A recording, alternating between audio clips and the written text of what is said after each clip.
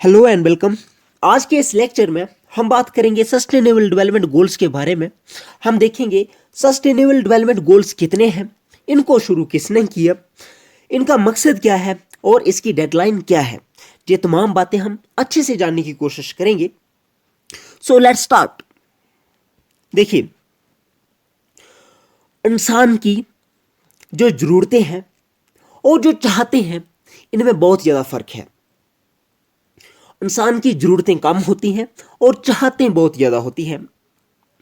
मतलब इंसान की जो नीड्स होती हैं वो तो कम होती हैं, लेकिन जो उसकी वांट्स होती हैं वो बहुत ज़्यादा होती हैं।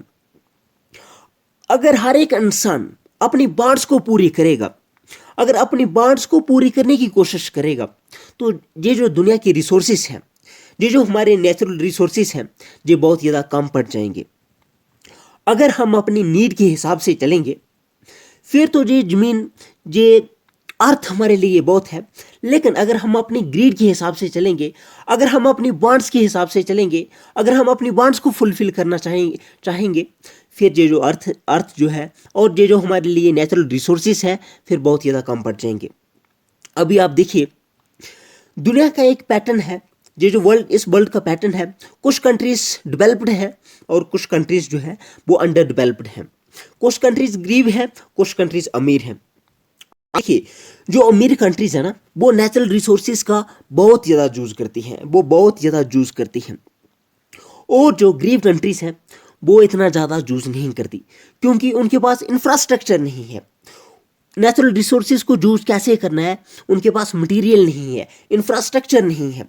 लेकिन जो रिच कंट्रीज हैं उनके पास बहुत कुछ नई टेक्नोलॉजी है, एडवांस रिसोर्सेज है, एडवांस टेक्नोलॉजी है, और इन रिसोर्सेज का वो अच्छे से इस्तेमाल करते हैं। और इस्तेमाल ही नहीं बल्कि इस्तेमाल से भी बाहर काम करते हैं अपने मतलब के लिए, अपनी ग्रीड के लिए। इसलिए ये जो नेचुरल रिसोर्सेज है ना, अगर हम अपनी नीड के हिसाब से चलें फिर तो हो जाएंगे, अगर अपनी ग्रीड के हिसाब से चलेंगे फिर तो बहुत जल्दी ख़त्म हो जाएंगे, फिर तो कुछ भी नहीं बचेगा आने वाली जनरेशन के लिए। देखो, आज ये जो हमें मिला है ना, हमारे एंसेस्टर्स थे, जो पुराने लोग थे, हमारे जो दादा परदादा और उनसे भी पहले थे, ये उनका भी एक बहुत अहम रोल है। उन्होंने हमारे लिए बचा के रखा है और हमें भी ये आगे बचा के रखना चाहिए।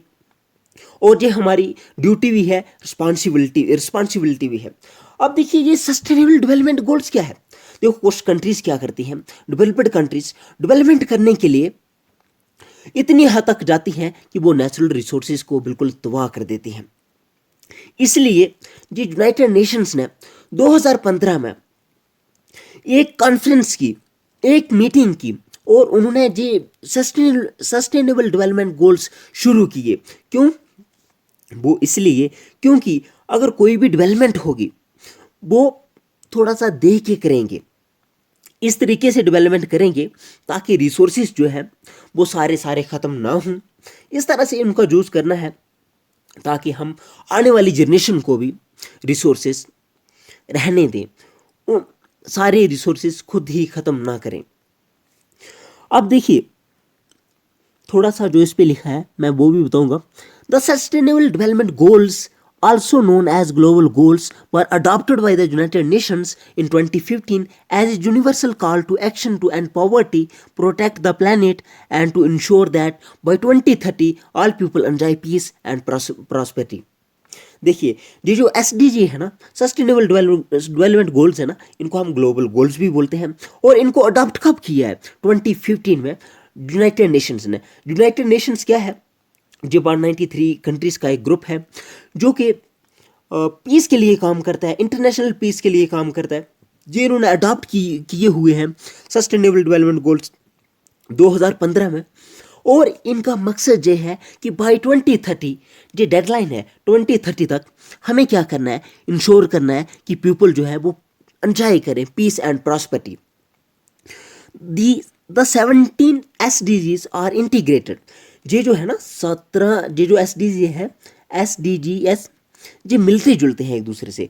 दे recognise that action in one area will affect outcomes in other. देखो मिलते जुलते ऐसे नहीं मिलते जुलते हैं, लेकिन ये 17 इस तरह से है कि अगर हम एक भी एक्शन करेंगे तो ये एक्शन जो है ये दूसरे पे भी असर करेगा, इससे दूसरा वाला भी मुतासर होगा। जैसे they recognise the action in one area will affect, वो अफेक्ट करेगा दूसरे वाले गोल को भी, तीसरे गोल को भी, will affect outcomes in others and that development must balance social, economic and environmental sustainability. देखो हमें ये डेवलपमेंट तो करनी है, इनमें तो इम्प्रूवमेंट लानी है, लेकिन हमें अपने एनवायरनमेंट को भी ध्यान में रखना है।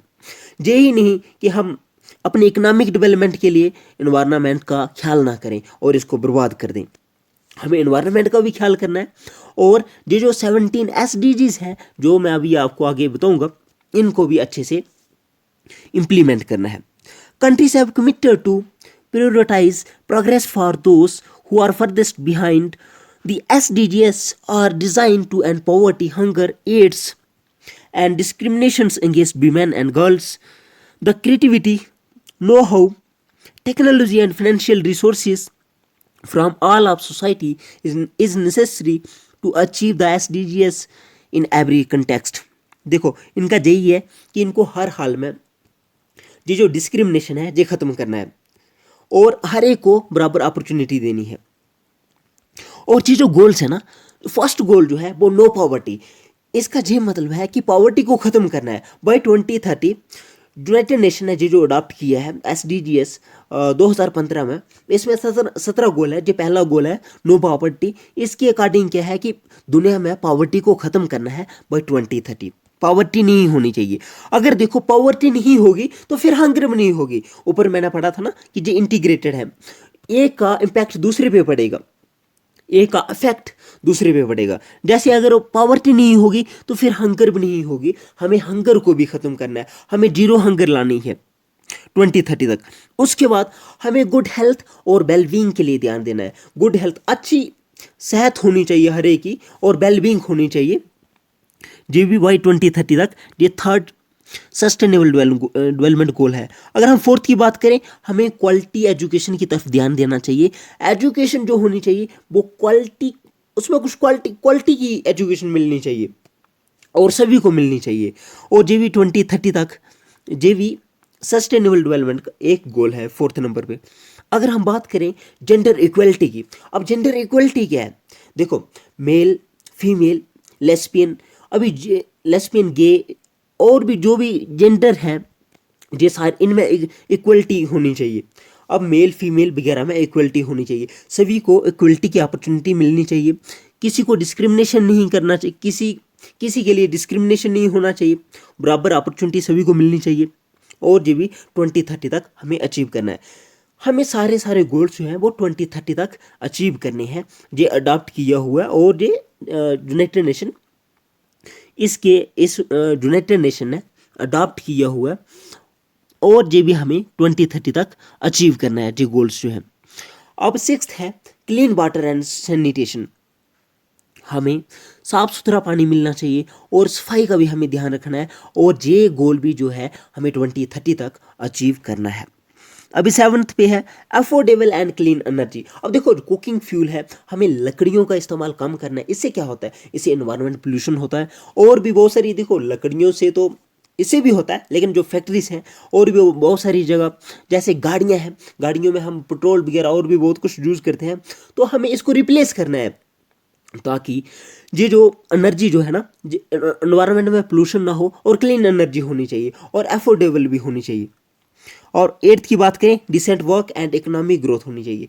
अब वर्क जो है ना वो डिसेंट होना चाहिए, ऐसे नहीं कि कहीं पे वर्किंग कंडीशन ही नहीं है और वहाँ पे भी काम हो रहा है, ऐसा नहीं होना चाहिए। इसलिए ये भी एक गोल है और ये भी 2030 तक अचीव होना चाहिए। 9th है इंडस्ट्री, इनोवेशन एंड इंफ्रास्ट्रक्चर। देखो जो इंडस्ट्रीज हैं इनमें इंफ्रास्ट्रक्चर इतना अच्छा नहीं है आज की डेट में। हम देखते हैं कहीं पे कुछ ब्लास्ट हो रहा है, कहीं पे कुछ प्रॉब्लम आ रही है, कहीं पे दीवारें टूट रही हैं, कहीं पे कुछ हो रहा है। तो इसलिए हमें इंफ्रास्ट्रक्चर पे भी ध्यान देना है, बिल्डिंग्स पे ध्यान देना है, और जो भी इनोवेशन, इसमें इनोवेशन भी होनी चाहिए, ये भी एक अब गोल है। 10th है रिड्यूस इनइक्वलिटीज़। देखो जो भी इनइक्वलिटीज़ हैं हमें इनको क्या करना है, हमें इनको भी रिड्यूस करना है by 2030। This is another goal of United Nation. अब 11th नंबर पे है सस्टेनेबल सिटीज़ एंड कम्युनिटीज़।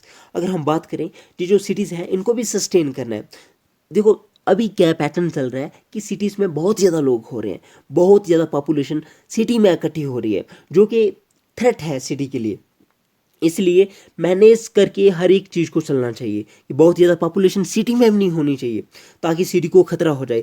इसको भी सस्टेन करके चलना चाहिए। अब ये रिस्पॉन्सिबल कंजप्शन एंड प्रोडक्शन, हमें क्या कंज्यूम, कितना कंज्यूम करना है और कितना प्रोड्यूस करना है, इसमें हमें रिस्पॉन्सिबिलिटी दिखानी चाहिए। और हमें नहीं तो ज़्यादा करना चाहिए, नहीं तो कम करना चाहिए। हमें अपनी नीड्स के हिसाब से चलना चाहिए, ना कि वांट्स के हिसाब से। 13th है क्लाइमेट एक्शन। देखो क्लाइमेट जो है वो बहुत बर्बाद कर दिया हुआ है। हम हर दिन कहीं ना कहीं सुनते हैं कहीं पे कुछ हो रहा है, कहीं पे लैंड स्लाइडिंग हो रही है। अभी देखिए हिमाचल में जो और भी बहुत सारी जगहों में हमें लैंड स्लाइडिंग देखने को मिल रही है। ये क्या है, ये क्लाइमेट बर्बाद हो गया। इसकी वजह से अचानक कहीं पे क्लाउड ब्रस्ट हो जाता है, कहीं पे कुछ हो जाता है क्लाइमेट जो है। इसलिए हमें क्लाइमेट के लिए भी एक्शन लेना चाहिए और क्लाइमेट को भी अच्छा बनाना चाहिए ताकि क्लाइमेट अच्छा हो जाए। और इस तरह से क्लाउड ब्रस्ट वगैरह, जो टाइम का रेन नहीं होना और टाइम का सारा कुछ पैटर्न जो आगे पीछे हो गया है, इसको पैटर्न पे लाना। इसलिए हमें क्लाइमेट के लिए भी कुछ काम करना पड़ेगा और ये भी एक गोल है। अगर हम 14th गोल की बात करें तो ये है life below water. Life below water में क्या है, अब देखो जो मछलियाँ हैं, जो और भी जो पानी में जो भी लिविंग ऑर्गेनिजम्स रहते हैं, जो भी पानी में है, हमें उनका भी ख्याल रखना है। उनको भी हमने एक्सप्लॉइट नहीं करना है और उनका भी हमें ध्यान रखना है। ये भी एक गोल है। अगर हम बात करें पानी की बात, पानी के नीचे की बात ही नहीं है, ज़मीन के ऊपर जो भी लैंड के ऊपर जो भी लाइफ है, हमें उसका भी ख्याल रखना है। और ये 15th गोल है, सस्टेनेबल डेवलपमेंट गोल है। अगर हम बात करें 16th की, piece justice and strong institution, हमें पीस मेंटेन करनी चाहिए, हमें जस्टिस करनी चाहिए और स्ट्रांग इंस्टीट्यूशन होने चाहिए, इंस्टीट्यूशंस। अगर हम 17th की बात करें तो इसमें क्या है, 17th में है पार्टनरशिप फॉर द गोल्स। हमें पार्टनरशिप करनी चाहिए, किसके साथ, हमें दूसरी कंट्रीज़ के साथ पार्टनरशिप करनी चाहिए ताकि हम अपने इन गोल्स को अचीव कर पाएँ।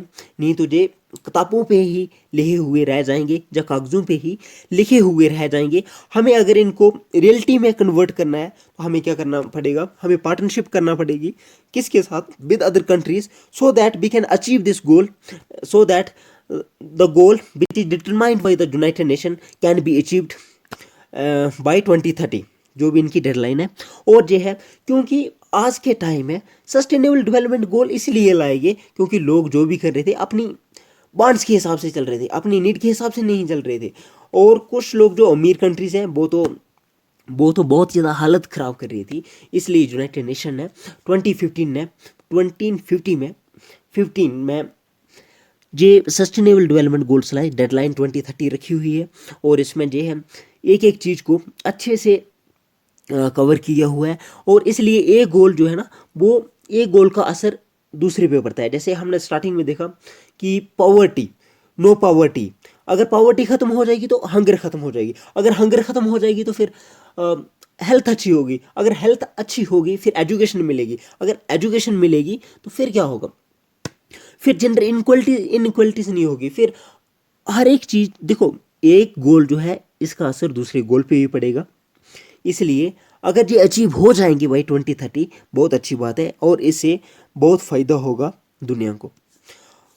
मैं उम्मीद करता हूँ आपको ये लेक्चर अच्छे से अंडरस्टैंड हुआ होगा। कहीं पे कुछ प्रॉब्लम होगी आप मुझे कमेंट बॉक्स में लिखिए, मैं रेक्टिफाई करूँगा। सो लेक्चर ख़त्म करता हूँ। Thank you and bye.